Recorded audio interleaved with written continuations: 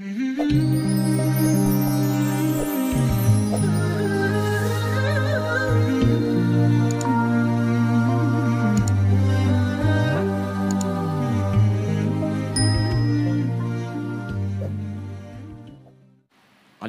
warahmatullahi wabarakatuh. Ustadz, ada seorang perempuan yang pernah menikah, tapi akhirnya dia bercerai, alias dia janda. Kemudian dia menikah lagi, tapi kawin lari. Capek. Orang menikah itu diam, dikawin sambil lari, bingung saya. Tidak disyariatkan kawin lari itu. Penghulunya juga bingung. Saya nikahkan engkau, Masya Allah. Saya terima nikahnya. Ada-ada aja. Kadang-kadang manusia itu dikasih yang nyaman, pilih yang susah.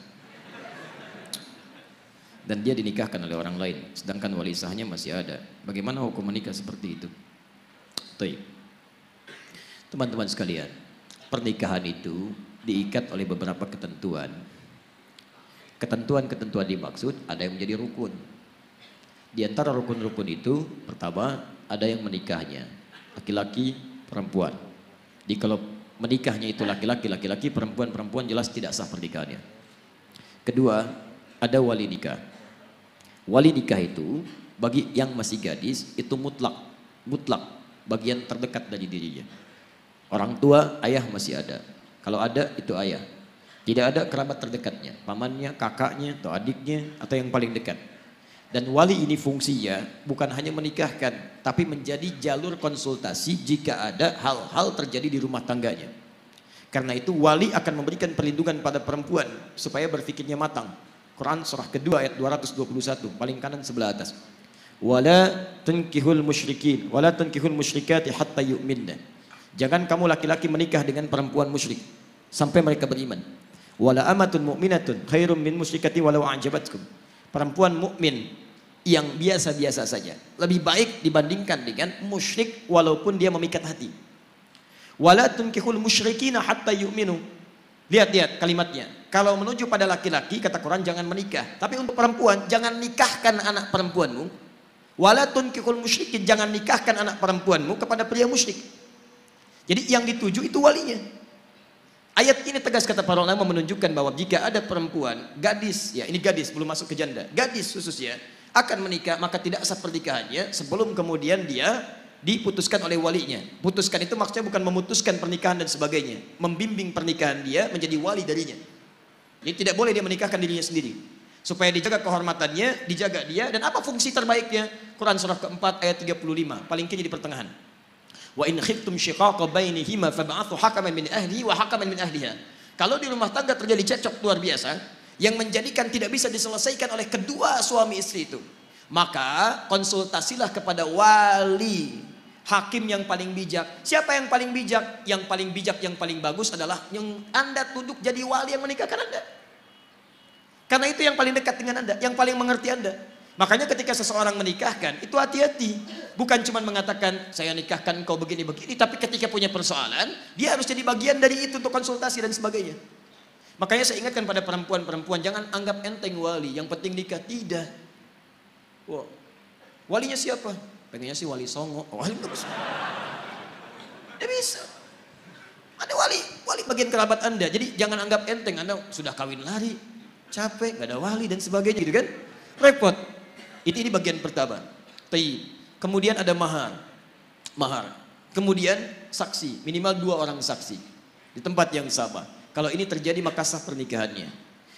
Sekarang statusnya bagaimana dengan janda? Sebagian ulama mazhab mengatakan seorang janda, maka dia tidak harus minta izin kepada wali atau keluarga terdekatnya, baik ayah, ibu dan sebagainya. Dia punya hak karena pernah menikah, dia punya hak di situ untuk bisa mengajukan pernikahan sekalipun kemudian tidak harus izin dari keluarga terdekatnya. Tapi tetap pengetahuan dengan kerabatnya, wali dan sebagainya itu harus ada. Komunikasi, kebaikan-kebaikan dan sebagainya. Kenapa? Karena khitabun nikah, perintah pernikahan itu tujuan utamanya melahirkan sakinah. Quran surah ke-30 ayat 21. Wa min ayatihi an khalaqalakum min anfusikum azwaja litaskunu ilaiha. Orang menikah itu supaya tenang, bukan supaya gelisah. Jadi kalau antum belum menikah aja sudah gelisah, ada yang salah dalam cara menikah antum. Bagaimana antum bisa menikah dengan tenang kalau cara menikahnya aja menimbulkan kegelisahan? Makanya sekalipun para perempuan yang sudah pernah menikah punya hak misalnya secara pribadinya untuk dia bisa menikah dengan yang dia pilih, tapi tetap tidak mengurangi dua hal. Dia harus berkonsultasi, dia tanyakan, dan dia minta perwalian. Jadi tidak menggugurkan hak walinya. Cuman dia punya hak untuk menikah, mengajukan pernikahan, tapi tetap tidak menggugurkan hak walinya. Dia harus dinikahkan oleh orang lain. Siapa itu? Kalau ada kerabat terdekat, ambil kerabat terdekat. Kalau kemudian kerabat terdekat tidak ada, maka silahkan cari wali-wali hakim yang bisa mewakilinya. Dari KUA atau yang lain-lainnya. Tapi maaf sekali lagi, kalau terjadi pernikahan yang seperti tadi, nikahnya sah kalau rukunnya terpenuhi, tapi dia bermaksiat kepada Allah Subhanahu wa taala. Nikahnya sah, tapi dia bermaksiat kepada Allah Subhanahu wa taala. Baik, dan saran saya sederhana.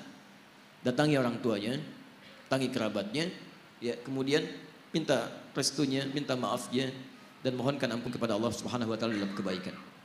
Tapi ada kasus yang dibenarkan pernikahan seperti itu jika memang kondisi-kondisi dari wali terdekatnya, satu, menjauhkan dia dari Allah Subhanahu wa taala.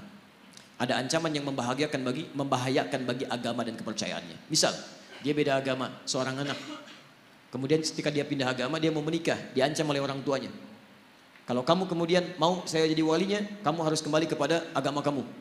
Kalau tidak, kamu begini atau menghadapi siksa, maka dia boleh meninggalkan itu, kemudian dia menikah dengan apa yang ia pilih dan menjadikan yang lain sebagai walinya. Misal ustadz tertentu atau dari KUA atau sebagainya. Saya tidak tahu kasus spesifiknya yang mana ini yang dimaksudkan, tapi kalau misalnya, mohon maaf, yang dimaksudkan yang pertama, maka saran saya supaya bisa kembali kepada walinya, kemudian dia meminta maaf dan bersama-sama beristighfar kepada Allah Subhanahu wa taala.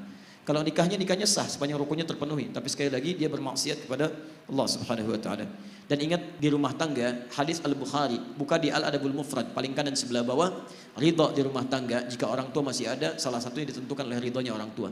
Ridhallahi fi ridhal walidi wa sukhtullahi fi sukhtil walid.